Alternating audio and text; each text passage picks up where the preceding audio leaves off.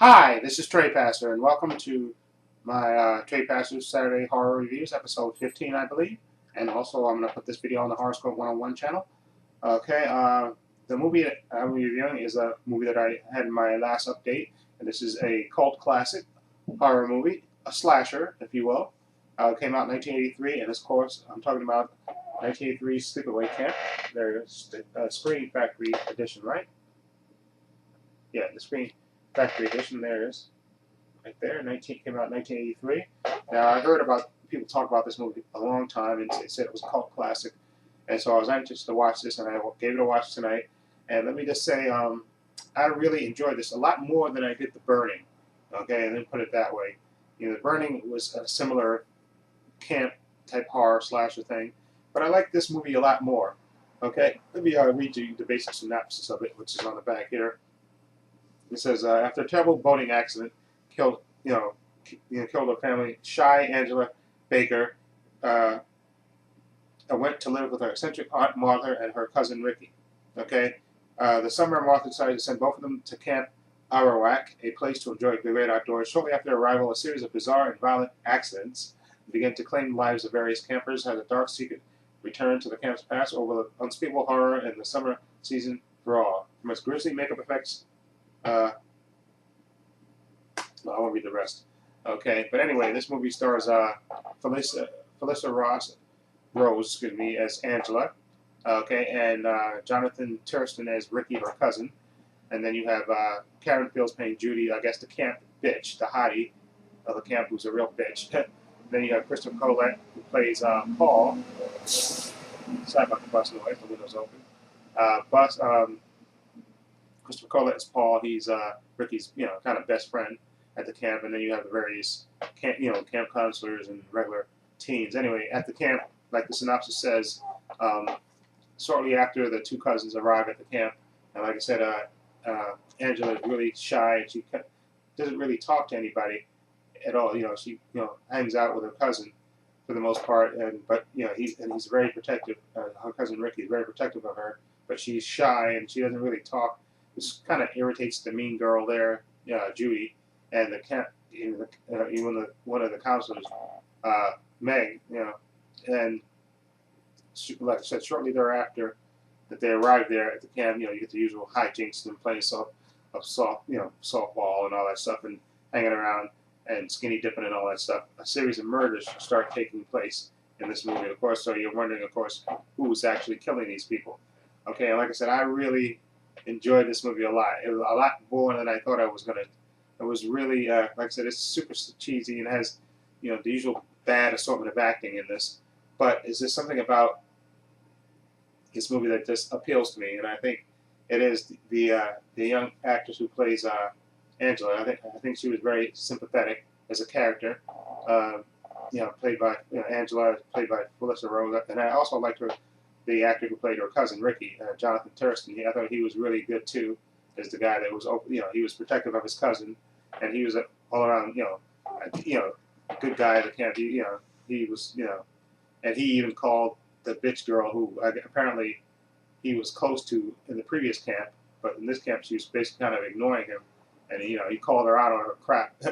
Okay, and like I said, this is sleazy slasher film, so you have your kills, and I like the kills, and the kills in this movie not too graphic, but some good kills nonetheless.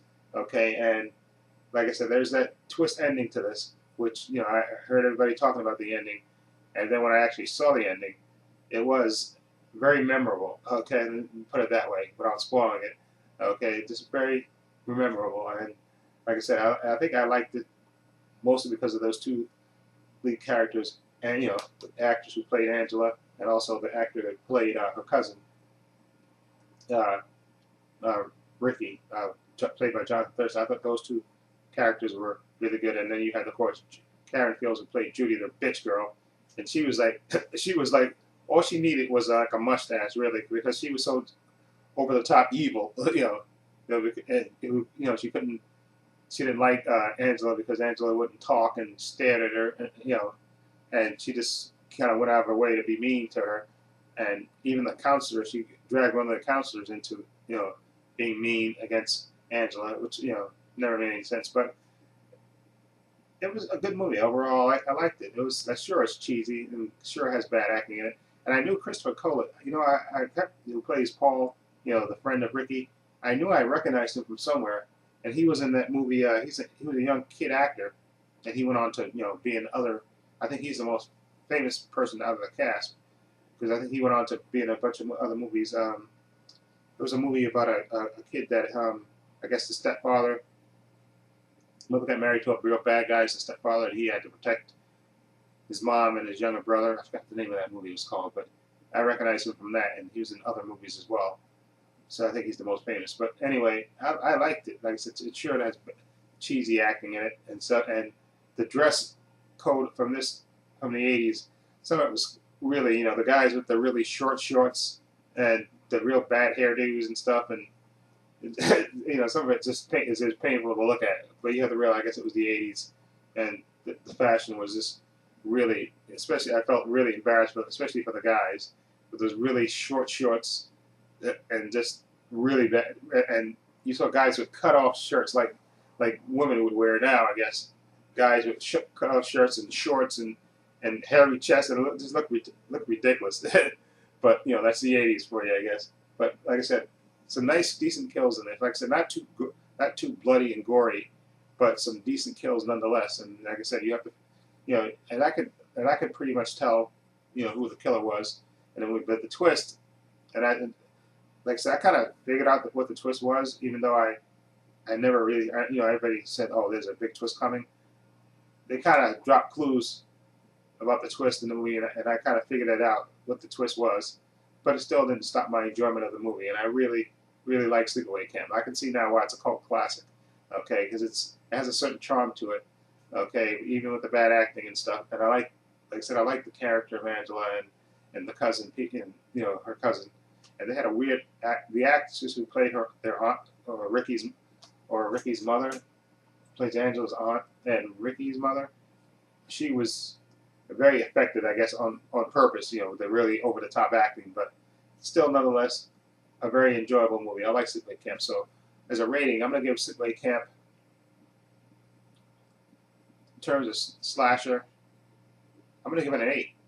I don't know people, but for the movie in its genre, I'm going to give it an 8.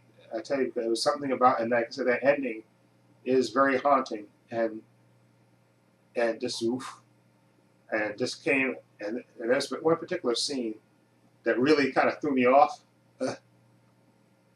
but I guess I kind of figured it out. But I think I was watching the behind the scenes stuff, and they interview the actors, years later as they've grown up, the kid actors, and that's really good. That's another great special feature on here where they interview the the young lady who played Angela. I could make sure I don't mess that name up. Yeah, Angela, and the actor who played Ricky. They interviewed them, and her mother in real life. Angela's character, her mother, interviewed the writer, director, and stuff, and even the girl that played the mean girl, Judy. Okay, and it's a good behind the scenes stuff to tell you about making of the movie and stuff about hanging out with each other and all that stuff, which is really good. And again, for its genre, I like this. It's just sort of super cheesy, but it has a certain charm to it, and I actually like this a lot better than The Burning, to me. Okay, I know it's a similar type of movie, but I like this one better. There's something about this one, and I know they made a bunch of sequels and stuff, which I haven't never seen. I want to see the original, so I'm glad I picked this up. So I'm gonna give it an 8 out of 10.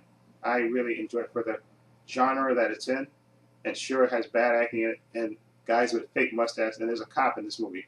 It has such a fake mustache. It's so ridiculous. It looks like a piece of tape, a black magic marker. Somebody took a black piece and drew a mustache on it with a black marker and cut it out, and then he basically taped it to his face. That's how bad it looks, okay? Which is kind of funny. And like I said, the fashion sense is ridiculous, over the top. You look at it and you go, oh, Jesus Christ. Shouldn't these people be embarrassed walking around with that stuff on? But I guess that was the '80s. So anyway, an 8 out of 10 for me for Sleepaway Camp. I can see exactly why it's a classic. And to me, it was entertaining, and I like the twist, and I like the actors who played those two characters, Angela and her cousin. Okay. Anyway, and also there was another actor in that was like a character actor who played like the head of the the camp, and as the murder stuff going on, he started acting like the character in Jaws, you know, like the mayor, like not wanting to keep things hush hush, and so the people wouldn't leave the camp, you know, and trying to cover things up. And he was funny too, that older actor, and he's a character actor. I forgot what his name was, who runs the camp. Uh, he was a and he was I'm trying to remember what his name was. But it doesn't matter. He's people know what I'm talking about when they watch the movie. He's the oldest actor in the movie, and he's, you know, kind of funny with his trying to cover up the, you know, trying to keep the murders low key so people wouldn't leave the camp. I thought he was funny.